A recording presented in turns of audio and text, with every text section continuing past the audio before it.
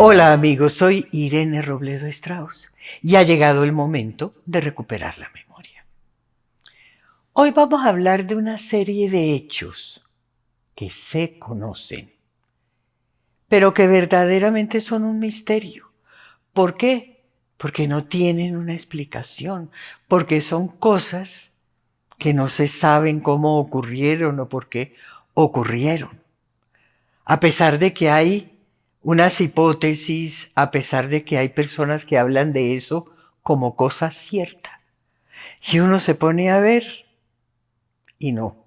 Eso suena como a charla. El tema de hoy es enigmas sin resolver.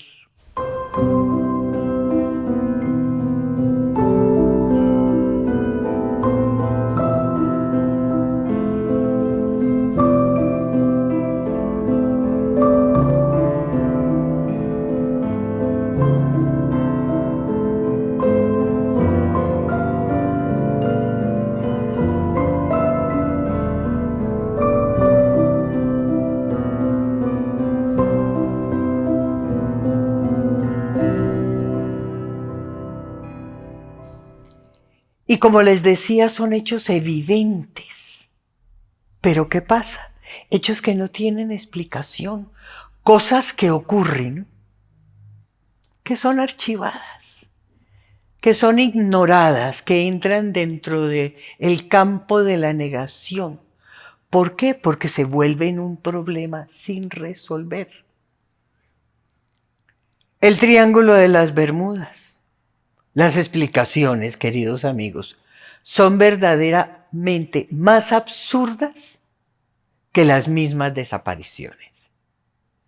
Lo mismo ocurre con el Triángulo del Japón, ahí entre Japón y Formosa. Silencio. Silencio, silencio, a veces las cosas ocurren, los hechos se conocen, se habla un poquito y en la medida que van ahondando en la investigación, todo queda cubierto por un silencio. ¿Por qué? Porque no hay explicación. Eso pasa con la Virgen de Guadalupe, por ejemplo. Ha tenido varios cambios, varias adiciones en estos últimos siglos. Sin embargo, los ojos de la guadalupana son muy particulares, porque en esos ojos se ven un conjunto de personas que están asistiendo a un evento. Esos ojos de la guadalupana tampoco tienen explicación. En Turquía hay unas ciudades subterráneas imposibles, que ya están comprobadas, ya han entrado, ya han excavado. También enigmas sin resolver. Y ahí mismo vamos a encontrar o encontramos unos mapas que son satelitales y mapas satelitales de hace varios siglos. Otro enigma sin resolver, unas espadas de un acero muy, muy purificado, sin respuesta. Encontramos también reactores nucleares de la antigüedad. Imagínense. Y hay que tocar el tema de los vimanas en la India. De eso ya hemos hablado. Y cada uno de estos enigmas sin resolver. De eso vamos a hablar hoy. Pero vamos a hablar con muy pocos ejemplos. Porque si no, otra vez el tema sería larguísimo. Sin embargo, antes de eso, yo sí quiero aclarar. Yo sí quiero decirles a todos ustedes que yo no pertenezco a ninguna secta, soy absolutamente independiente. Yo no pertenezco a ningún dogma. Esto es tratado de una forma absolutamente neutral. Y en eso sí quiero hacer un poquito de hincapié. En todos estos hechos hay mucho misterio. Y son enigmas sin resolver, pero son cosas que están ahí presentes. Por ejemplo, los ovnis. Si nos vamos a siglos pasados, y estoy hablando siglo XI, X, XII, qué sé yo, podemos encontrar pinturas que tienen objetos voladores no identificados. Si hablamos de los vimanas, que son objetos voladores que después fueron hechos para guardar la memoria en piedra. Y así sucesivamente, descubrimientos que se van convirtiendo en escándalo. Y todavía no se ha destapado todo lo que se debe destapar. ¿Y qué pasa? Hay un área de negación de nuestro origen celestial, de negación de esa tecnología, de ese conocimiento, de esa profundidad de humanidades anteriores. Fenómenos naturales, y estoy hablando de fenómenos con elementales, aparentemente inexplicables. Son enigmas sin resolver. Y vayámonos un momentico para Noruega. En Noruega estaban construyendo un parqueadero y uno de los trabajadores encontró un agujero de 6 centímetros, pero con una forma de una estrella de 7 puntas. Perfectamente liso. Y un agujero que se metía profundamente en la montaña, sin saber hasta dónde llegaba. Pero no fue el único agujero, fueron varios. Y es un agujero y una forma que hoy no se puede hacer. Y está la pregunta, ¿quién lo fabricó? ¿Para qué lo fabricaron? ¿Cómo lo lograron? Además, porque está vitrificado. Y esa vitrificación señala unas temperaturas altísimas. Es un enigma. Vámonos hacia Camboya. Vámonos hacia Angkor, a ese templo hindú bellísimo.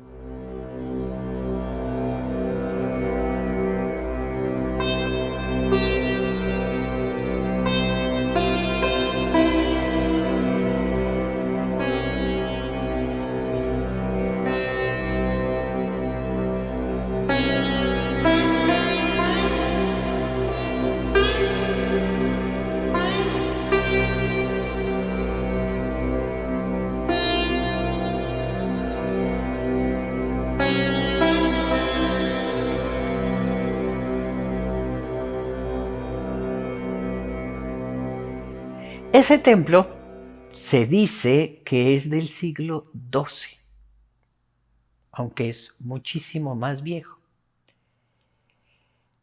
Resulta que nosotros vinimos a saber y a conocer de los estegosaurios, de los dinosaurios, de todos estos animales de hace millones de años, en el siglo XX. Y en ese templo del siglo XII, que es verdaderamente más viejo, hay la imagen de un estegosaurio. ¿Qué significa eso? ¿Qué nos quisieron dejar esos constructores? ¿Señales del pasado? Porque además tenemos que recordar que la piedra, sí, dejaron esa historia escrita en piedra por la durabilidad, pero a la piedra no se le puede hacer carbono 14. Entonces, ese tiempo, pues no se puede definir. Y en esos registros de piedra, vámonos a esa ciudad española de Salamanca, que es muy antigua. La Catedral de Salamanca tiene su parte antigua, pero tiene una parte nueva que comenzó a construirse en el en 1500 y terminó de construirse en 1700. A este enigma le achacan un poco ese efecto remodelación o reconstrucción o restauración del que les hablé en el video pasado, porque ahí aparece un astronauta. Hay testimonios viejos, antiguos, que dicen que ese astronauta estaba ahí, pero fue objeto de vandalismo y lo reconstruyeron. Entonces, ahí es donde entra la duda. Yo pienso que ese estaba ahí. ¿Por qué lo digo? Porque no es el único astronauta que hay en imagen. En este caso, pues está esculpido, pero hay pinturas, hay muchos otros rastros, inclusive mucho más antiguos, de astronautas. Les hablé del Triángulo de las Bermudas, del Triángulo del Japón. Con respecto a estos dos, hay muchos, pero muchas teorías, muchas hipótesis, muchos cuentos. Se sabe que tiene una importancia grande con respecto a los atlantes, y me refiero a la parte de las Bahamas, porque el Triángulo del Japón tiene relación con la humanidad anterior, con Lemuria. ¿Qué se dice? Ahí se habla de que hay vórtices, que hay grandes avistamientos de ovnis. Se habla de vórtices, se habla de islas flotantes, es decir, de presencias, de construcciones de la otra dimensión que se alcanzan a ver. Ahora, ¿cuál es la verdad? Sí, hayan ocurrido desapariciones. Ahí se han visto estas islas flotantes. Ahí hay avistamientos. Ahí existe una profunda relación con la Atlántida. Pero estos lugares, Bahamas, el Triángulo de las Bahamas, el Triángulo de Japón, la isla de Pascua enfrente de Chile, Madagascar, al sureste de África, Ceilán al sur de India y Hawái, que queda ahí en el Pacífico entre Japón y Estados Unidos. Y tiene una coincidencia muy particular con esa retícula interna y externa. Y aquí no me quiero extender. Pero también les había hablado que Turquía es un reducto muy viejo, de mucho conocimiento y de muchas cosas muy lindas. Ahí existen muchos enigmas con respecto a la historia, con respecto a los tiempos. No se sabe cuántas ciudades subterráneas hay en Turquía.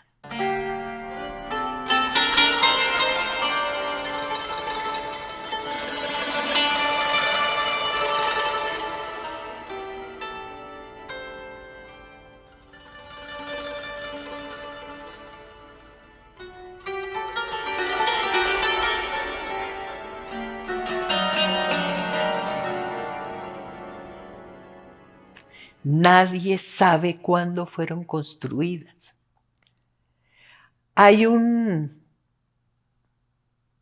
área, Dirinkuyú, que se sabe que tiene 40 ciudades. 40.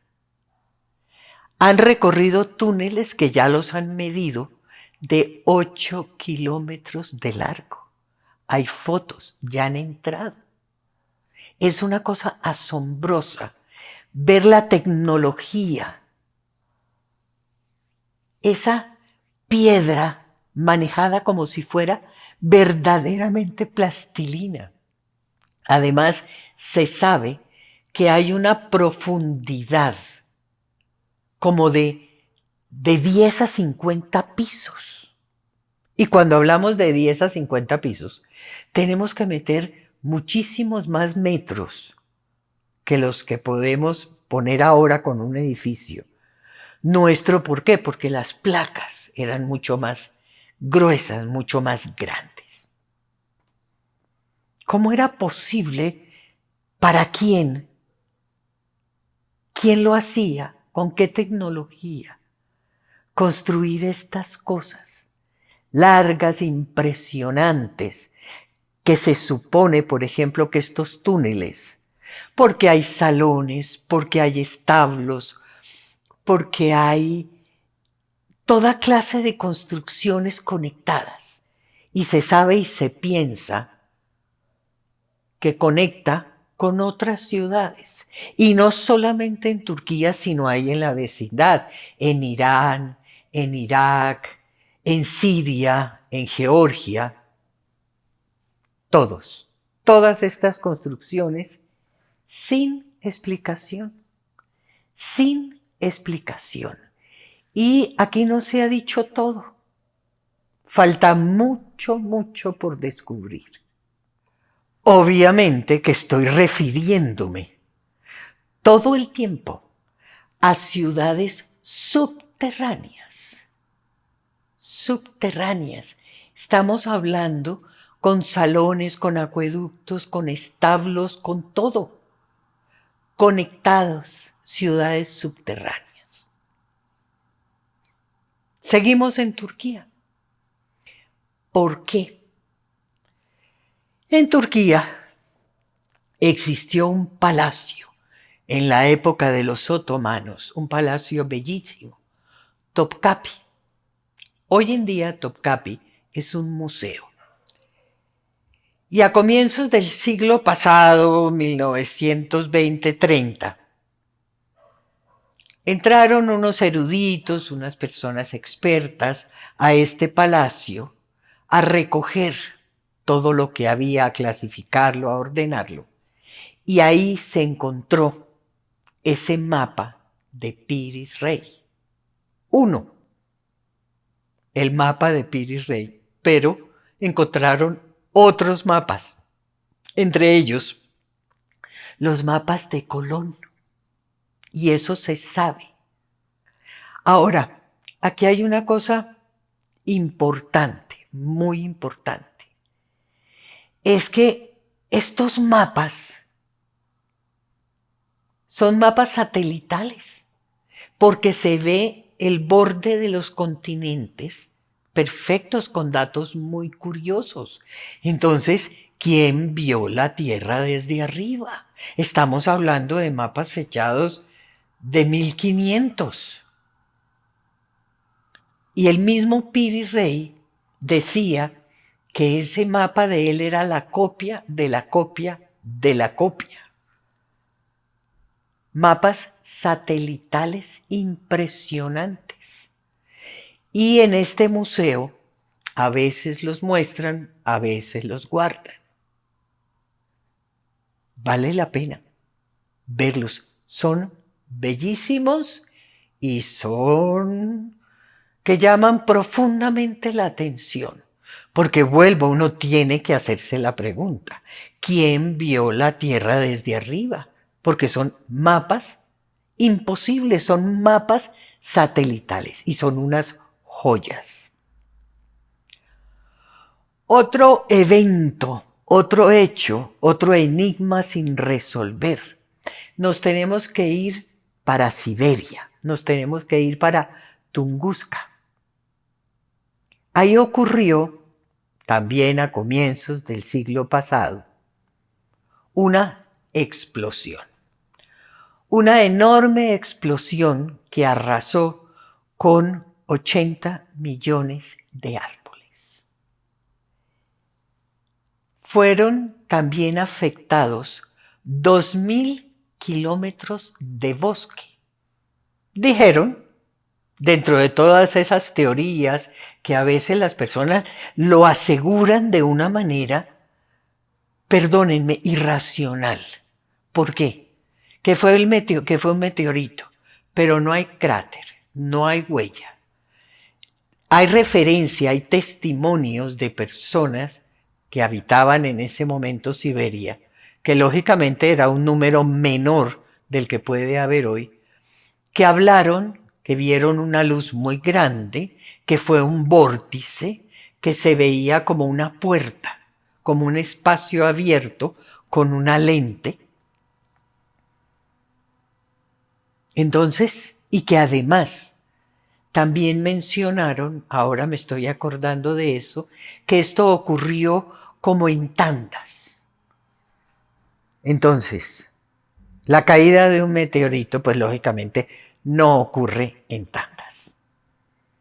Inclusive, en este tema terminó involucrado Nikola Tesla. Dijeron que él estaba haciendo unos experimentos en Long Island y que el lanzamiento de una energía, de una prueba que él había hecho, había ido desde Long Island hasta Siberia. Inclusive le preguntaron y él dijo, ojalá yo tuviera ya esa tecnología para poder haber hecho eso. Hasta hoy, eso que ocurrió en Siberia, en Tunguska, no tiene ninguna explicación. Creo que el enigma más grande nuestro es precisamente nuestro origen.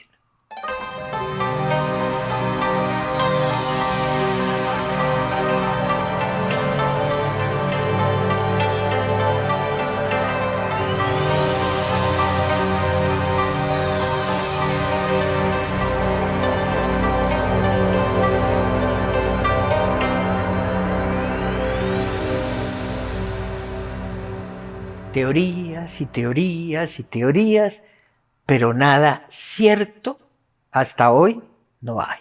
Son teorías. Lo mismo ocurre con las pirámides. Todas las pirámides que hay alrededor de la Tierra. ¿Para qué? ¿Quién las hizo? ¿Para qué las hicieron? ¿Por qué están puestas ahí? ¿De qué se trata? ¿Cuál es el propósito de las pirámides? Y ni qué hablar de los huecos planetarios. Esa es otra cosa que ya hay evidencia, ya hoy en día hay evidencia, que la Tierra no es la única, y voy a decirlo a mi manera, una esfera porosa. Ya se sabe de otros planetas que son huecos. Y yo aquí siempre pienso, como es arriba, es abajo. ¿Qué es lo más pequeño que nosotros tenemos y que conocemos? El átomo. El átomo es hueco. Y los electrones, y los protones, y los neutrones, y los quarks, y lo que se siga descubriendo, es hueco. Entonces, los campos de cereal, comunicaciones, sí. Personalmente creo que sí. Y son dibujos en los campos de cereal que depende de la disciplina, si la persona es bióloga, bioquímica, física, astrofísica. Hay cosas que puede leer, que perfectamente puede leer, donde nos están contando cosas. Existe esa comunicación. Sin embargo, sigue siendo un enigma sin resolver. ¿Por qué? Porque hemos perdido la memoria y es necesario recuperarla. Los invito a que se suscriban. Los invito a que entren a la página www.gildastrauss.com. Los invito a que se informen de todos los prodigios que encontramos en la naturaleza, precisamente para subir nuestro sistema inmunológico ahora en esta circunstancia por la que estamos atravesando. Y quiero recordarles que está disponible el CD de mantras en Apple Music y en Amazon Music. A todos ustedes, gracias. Gracias por estar ahí y hasta un próximo video y un próximo tema.